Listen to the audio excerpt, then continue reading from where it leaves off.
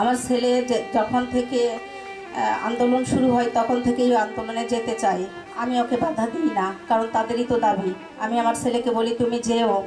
যেদিন রাত্রে 17 তারিখ রাত্রে ভার্সিটিতে মেয়েদের উপর হামলা হয়, সেদিন আমার ছেলে নিজেকে কন্ট্রোল করতে পারে না, বারবার বলে আম্মু আমি সহ্য করতে পারছি না, আপুদের উপর কেন এরকম হবে, আপুরা তো ছেলে না, আপুদের উপর কেন হচ্ছে।